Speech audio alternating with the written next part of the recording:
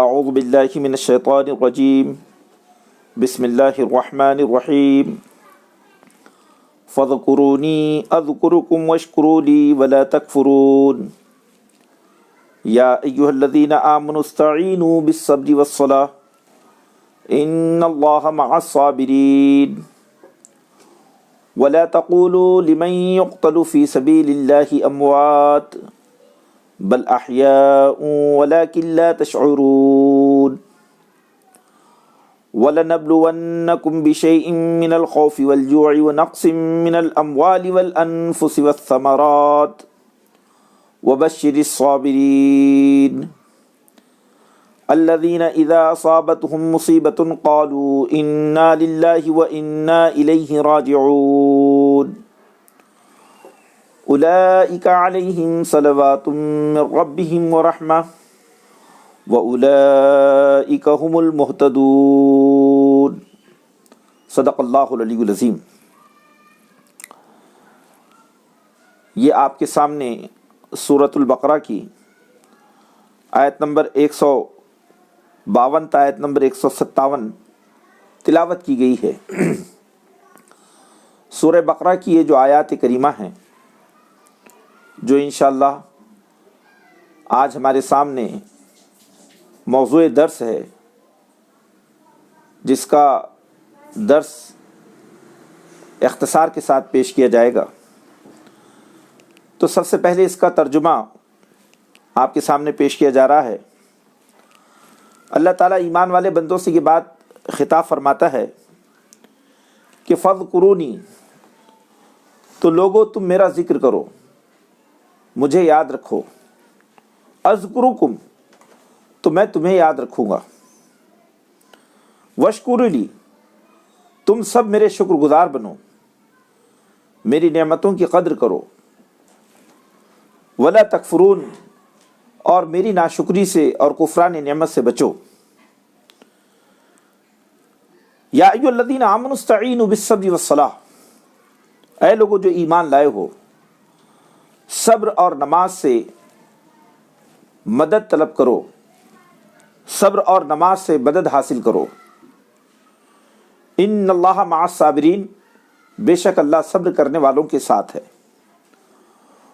ولا تقولوا لمن يقتل في سبيل الله اموات، اور تم ان لوگوں کو مردہ نہ کہو جو اللہ کی راہ میں مارے جائیں، بل احیاء، بلکہ وہ زندہ ہیں، ولکن لا تشعرون، لیکن تمہیں ان کی زندگیوں کا شعور نہیں۔ وَلَنَبْلُوَنَّكُمْ بِشَيْءٍ مِّنَ الْخَوْفِ وَالْجُوعِ وَنَقْصٍ مِّنَ الْأَمْوَالِ وَالْأَنفُسِ وَالثَّمَرَاتِ وَبَشِّرِ الصَّابِرِينَ،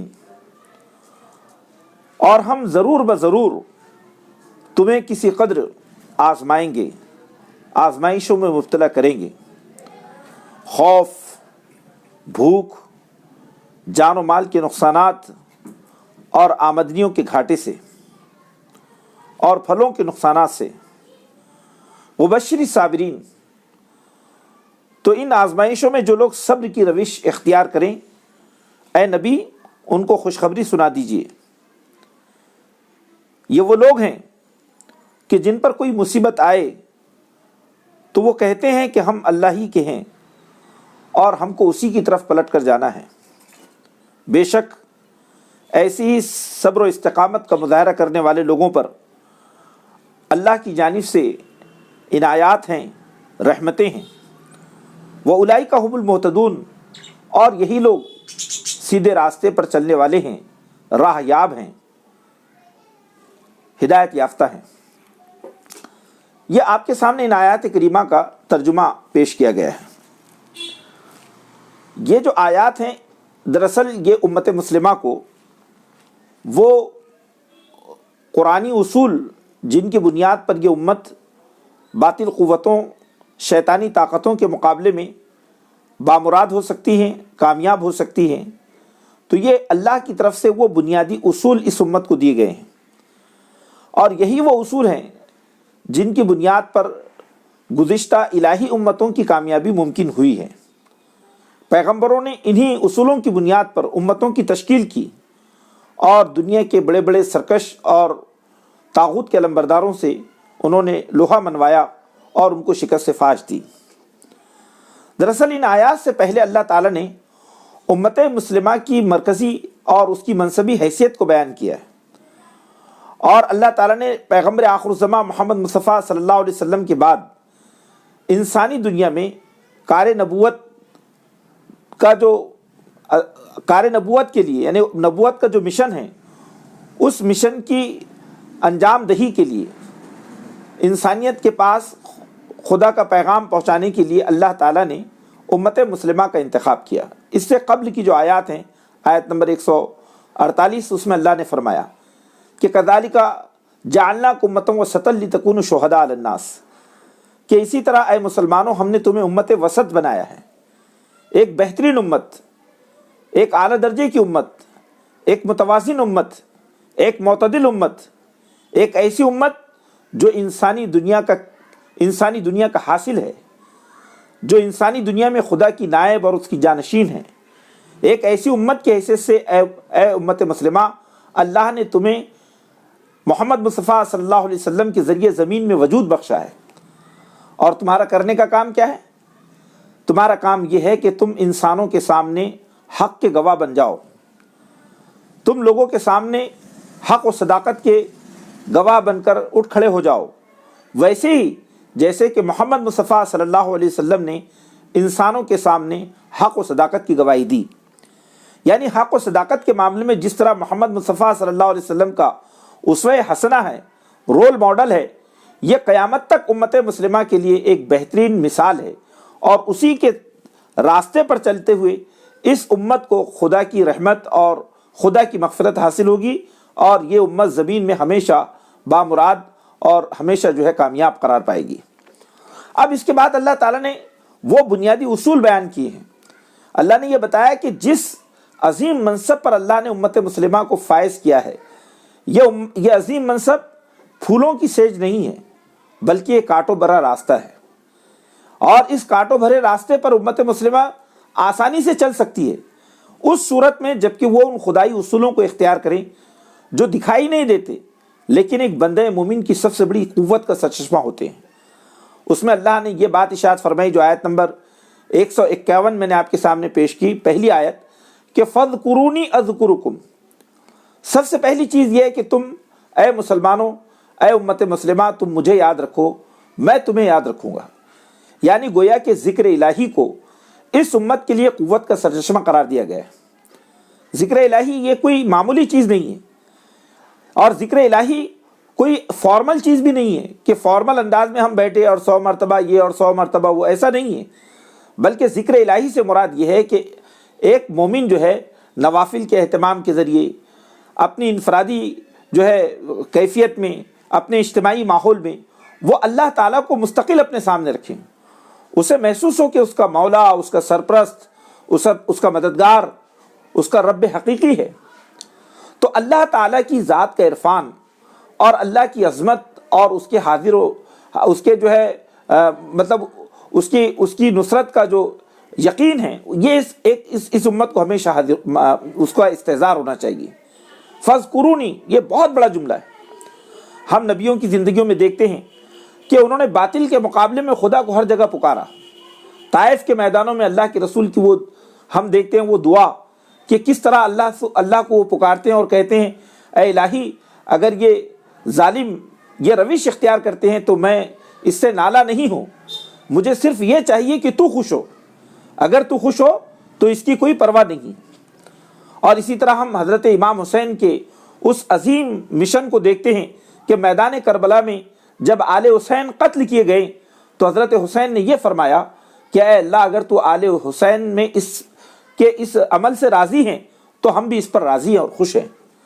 تو یہ جو کیفیت ہے فَاذْكُرُونِي أَذْكُرُكُمْ، کہ تم مجھے یاد رکھو میں تمہیں یاد رکھوں گا، تو اللہ کا ڈر، اللہ سے محبت، اس سے قربت، اس کی موجودگی کا احساس، اس کے سامنے جواب دہی کا احساس، اس سے نصرت کے لیے بار بار پلٹنا، یہ دراصل ایک مومن کے لیے عظیم قوت کا سرچشمہ ہے، اور یہ وہ چیز ہے جو مومن کو کبھی ٹوٹنے نہیں دیتی۔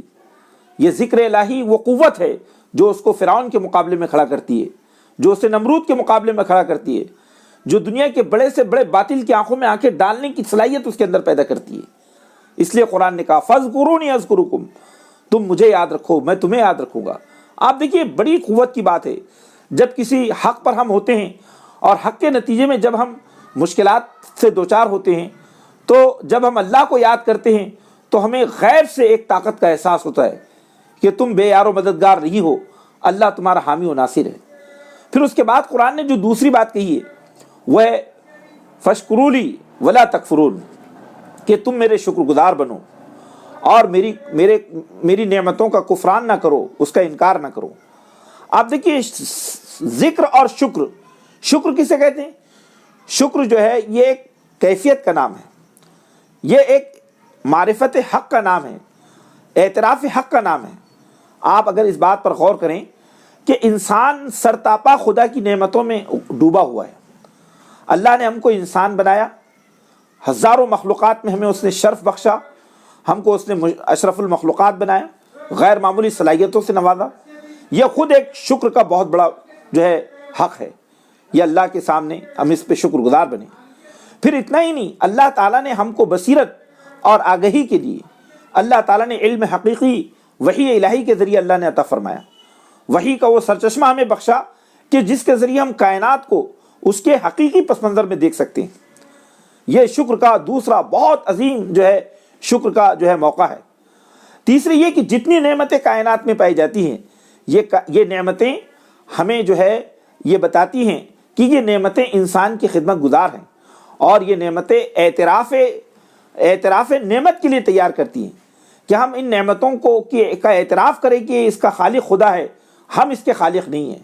زمین سے ابلتے ہوئے پانی کے چشمے اور یہ نباتات اور یہ جو ہے جمادات، یہ حیوانات، یہ آسمان سے دمکتا ہوا سورج، یہ ساری نعمتیں انسان کو پکار کر کہہ رہی ہیں کہ ان نعمتوں کے تخلیق میں اور ان کے ظہور میں انسان کا کوئی کارنامہ نہیں ہے، سب رب کریم ہے جو ان نعمتوں کو جو ہے لاتا ہے۔ تو یہاں قرآن یہ کہتا ہے کہ ایک مومن جو ہے ان نعمتوں کے ادراک اور ان نعمتوں کے اعتراف اور اس کی قدر و منزلت کے ذریعے اپنے مالک کی حقیقی کو پاتا ہے، اور پھر وہ ان نعمتوں کو پا کر متکبر نہیں بنتا بلکہ شکر کے جذبات سے لبریز ہو جاتا ہے۔ اور یہی وہ کیفیت ہے جو انسان کو اعلیٰ درجے کے انسان تک پہنچاتی۔ ولا تکفرون، اور تم میری نعمتوں کی ناشکری نہ کرو۔ نعمتوں کی ناشکری کا مطلب کیا ہے؟ نعمتوں کی ناشکری کا مطلب یہ ہے کہ آدمی موجود نعمتوں کے سلسلے میں وہ یہ کہیں کہ ارے ان کو تو اتنا دیا گیا اور ہم کو تو اتنا کم دیا گیا، ارے ہم پر تو اتنی مصیبتیں آ گئیں اور ایسا ہو گیا ویسا ہو گیا۔ یعنی ایسے رویے ہر حال میں ایک مومن کو اللہ کا شکر گزار ہونا چاہیے۔ شکر گزاری کی صفت انسان کے اندر کمال درجے کا جو ہے اس کے ظرف کو بڑا کرتی ہے اور اس کو زمین میں اپنے کردار کے لیے تیار کرتی ہے۔ آپ دیکھیے کہ اعلیٰ درجے کے جو انسانی اوصاف ہیں یہ اسی مرد مومن کے اندر جو ہے پیدا ہوتے ہیں جو ذکر اور شکر ان دونوں چیزوں کا جو ہے مجسم ہوتا ہے۔ پھر آگے قرآن مجید نے یہ بات کہی کہ جس مشن سے تمہیں اللہ تعالیٰ نے سرفراز کیا ہے، یہ مشن کہ تم انسانی دنیا کے اندر حق کا آوازہ بلند کرو، تم زمین کے اوپر انسانوں کے درمیان عدل و انصاف کی نقیب بنو، تو اس مشن کے لیے دو ہتھیار اللہ تعالیٰ تمہیں عطا کرتا ہے۔ اور وہ ہتھیار کون سے ہیں؟ یا ایھا الذین آمنوا استعینوا بالصبر والصلاۃ ان اللہ مع الصابرین، یا اے لوگو جو ایمان لائے ہو صبر اور نماز سے مدد طلب کرو، بے شک اللہ صبر کرنے والوں کے ساتھ ہے۔ اب آپ دیکھیے کہ صبر کیا ہے؟ صبر دراصل میدان عمل کی چیز ہے۔ صبر میدان عمل کی چیز ہے۔ صبر یہ دنیا کی ان قوموں کی صفت ہوتی ہے جو قومیں کسی مقصد اور مشن کی حامل ہوتی ہیں۔ بے مقصد قومیں، بیکار قومیں، غافل قومیں، دنیا میں وہ قومیں جو خدا کے غضب کو دعوت دینے والی ہیں، وہ صبر کی خوبی سے ہمیشہ عاری ہوتی ہیں۔ صبر جیسا کردار ان کو نصیب نہیں ہوتا۔ تو یہاں قرآن نے بہت بنیادی طور پر دو چیزوں کو لازم قرار دیا، نماز اور صبر۔ اور یہ سمجھنا چاہیے کہ نماز اور صبر کا باہمی تعلق کیا ہے۔ دراصل نماز جو ہے یہ بھی صبر ہی کا ایک ذریعہ ہے۔ انسان کے اندر استقامت جو پیدا ہوتی ہے وہ تعلق باللہ سے پیدا ہوتی ہے۔ یعنی عملی جو دنیا ہے جس کو ہم عمل کی دنیا کہتے ہیں، اس عمل کی دنیا میں صبر کا جو اصل جو مادہ انسان میں پیدا ہوتا ہے وہ نماز کے ذریعے پیدا ہوتا ہے۔ اور نماز دراصل یہ تعلق باللہ کا ایک بہت ہی فارمل طریقہ ہے جو پیغمبروں کے ذریعے ہم کو معلوم ہے۔ جب ایک مومن تہجد گزار ہوتا ہے، جب وہ نوافل کا اہتمام کرتا ہے، جب وہ نمازوں کو پڑھتا ہے، تو اس کے نتیجے میں مومن جو ہے وہ اس بات کو محسوس کرتا ہے کہ خدا میری بات سنتا ہے، وہ خدا کے سامنے اپنی بات کو رکھتا ہے اور اللہ اس کو بصیرت عطا کرتا ہے، اس کے دل کو کھولتا ہے، اس کو شرح صدر عطا کرتا ہے، اس کو عزم و عزیمت عطا کرتا ہے، اس کو حوصلے عطا کرتا ہے۔ اور پھر جب وہ میدان عمل میں آتا ہے تو میدان عمل کے اندر اس کو دنیا کی بڑی سے بڑی مصیبت اس کو جو ہے اس کے اندر کوئی لغزش یا کوئی اس کے اندر ذرہ برابر بھی اس کے پائے ثبات کے اندر یعنی انحراف پیدا نہیں کرتی۔ یہ بہت بڑی چیز ہے۔ اسی لیے اس بات کو سمجھنا چاہیے کہ صبر اور نماز دونوں الگ الگ چیزیں نہیں ہیں، اور صحیح معنوں میں صبر کی جو خوبی ہے یہ نمازیوں سے جڑی ہوئی ہے۔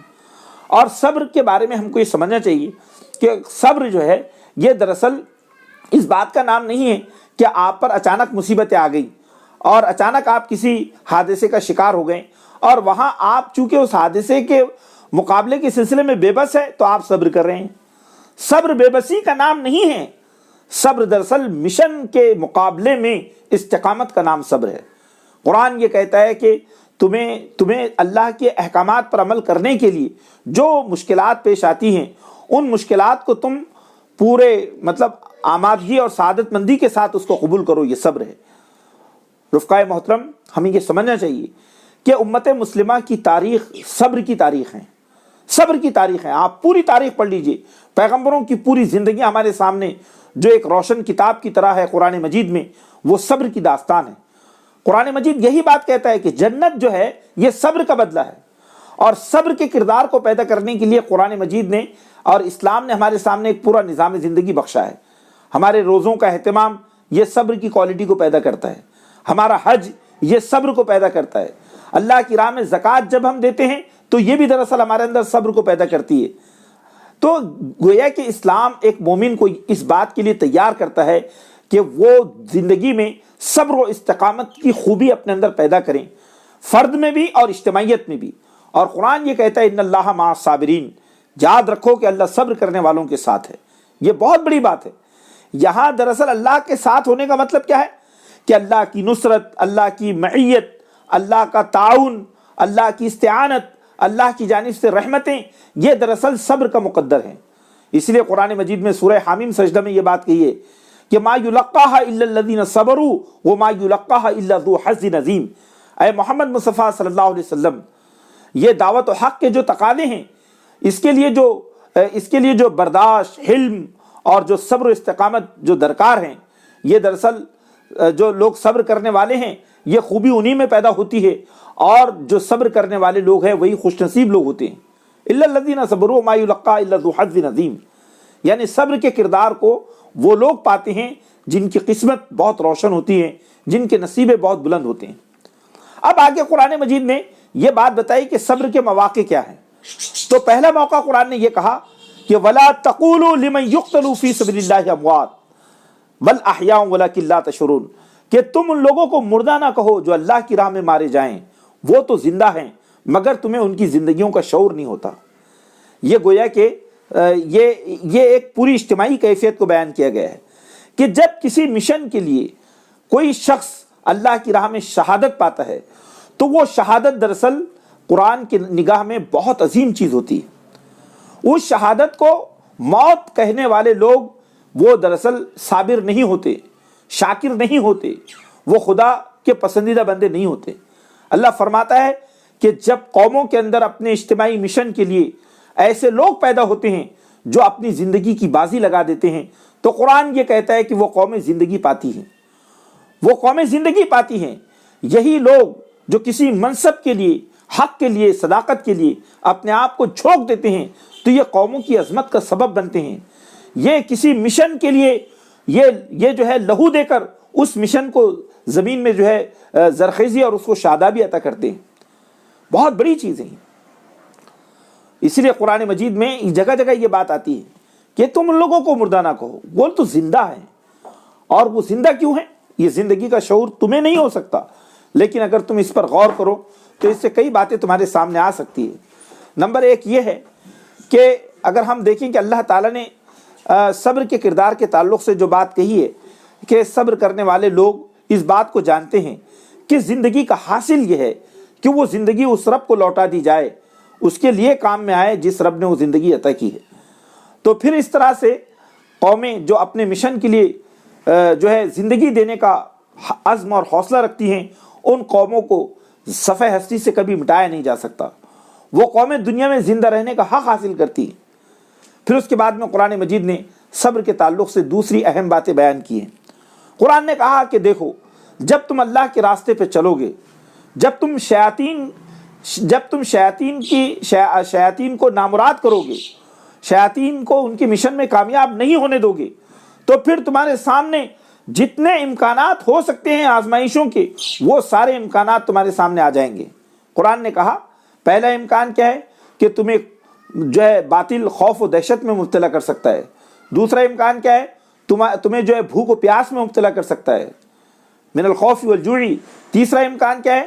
نقص من الاموال والانفس، تمہیں جو ہے تجارتوں کے گھاٹوں میں مبتلا کر سکتا ہے، تمہیں جان و مال کے یعنی جان کے نقصانات پیش آ سکتے ہیں، والثمرات، تمہاری کھیتی کے نقصانات پیش آ سکتے ہیں کہ تمہارے پھلوں کو نقصان پہنچ سکتا ہے۔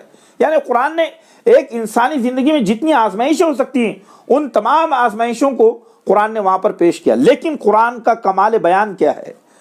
قرآن کا کمال بیان یہ ہے کہ یہ جو نقصانات ہیں، یہ جان و مال کے نقصانات، یہ آمدنیوں کے گھاٹیں، یہ خوف اور دہشت اور بھوک و پیاس کا ماحول، یہ دراصل تمہاری جو عظیم کامیابی ملنے والی ہے، اس عظیم کامیابی کے مقابلے میں بہت کم اس کا جو ہے اس کی قیمت ہے۔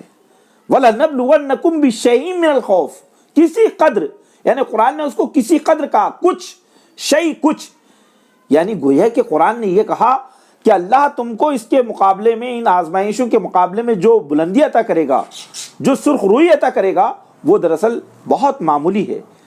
یہ آزمائشیں اس کے مقابلے میں بہت معمولی ہے۔